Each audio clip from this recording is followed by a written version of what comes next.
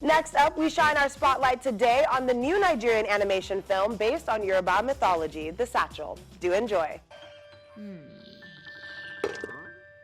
A recent survey puts the global value of the animation industry last year at over $270 billion.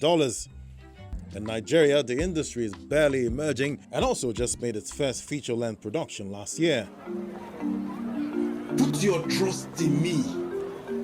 What was he holding? Nigeria's film industry, popularly called Nollywood, is regarded as the second most prolific in the world, and gradually it is beginning to pay attention to the big money spinning animation genre. It is gradually morphing from short skits and stories to short films, with the latest being The Satchel, created by Creole.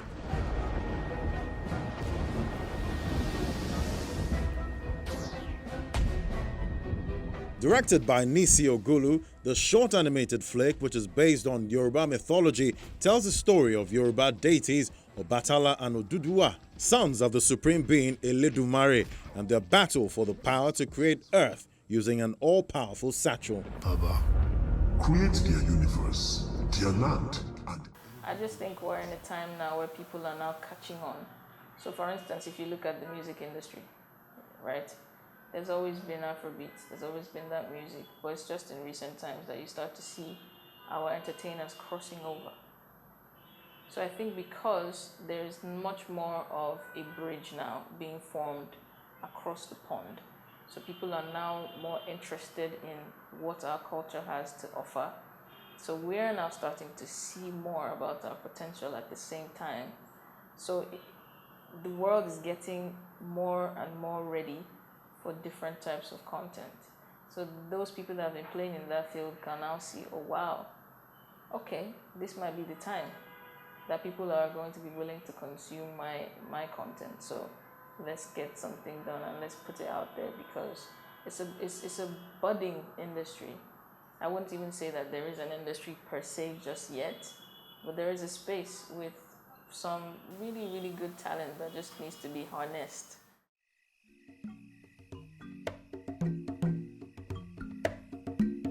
Ayọ̀ mi ti dé, ayọ̀ mi ti wọlé, ayọ̀ mi ti dé, ayọ̀ mi ti Kí ló ń wọlé. fajú yìí? Èmi rè o, èmi How's rè o, everything with father? èmi rè o. Ah. Answer me. People I mean, I've always been fascinated by our own culture, our own myths, our own deities, our own gods. Basically, how did we exist? What were our belief systems before Western influences came into play? So that mindset is what took me back to researching and understanding, more about our own rulers, as you may like to term it.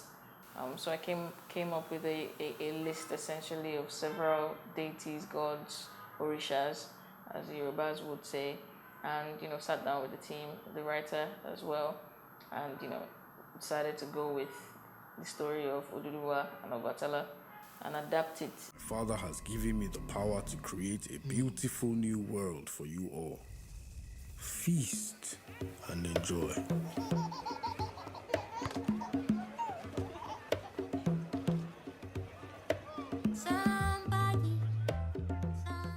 On the project, the multi-talented Nisi, who's also an emerging alternative fusion singer and sibling to Nigeria's multiple Grammy nominee Burna Boy, wore many hats. She took on co-production roles alongside 3 other producers and played 3 characters, Dotun, a child singer, and twin boys in the production.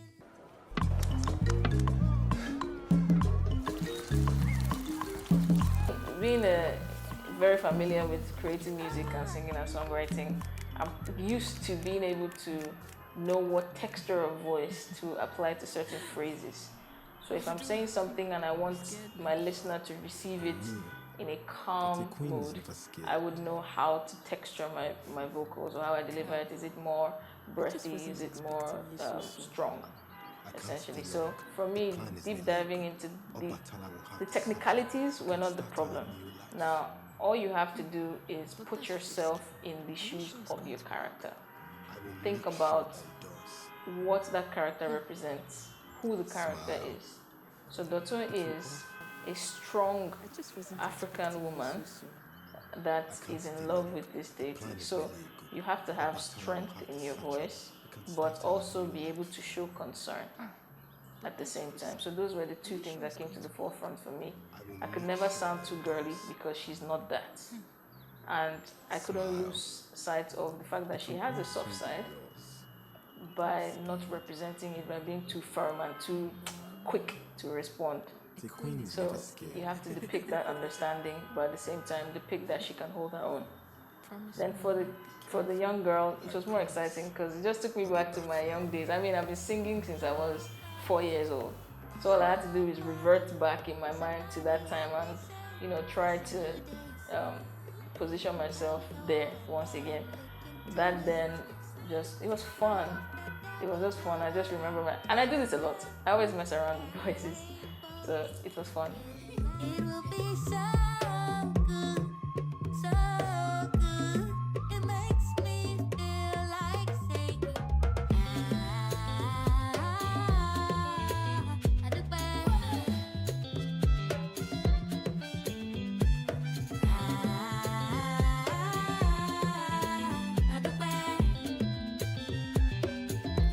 Everybody sing.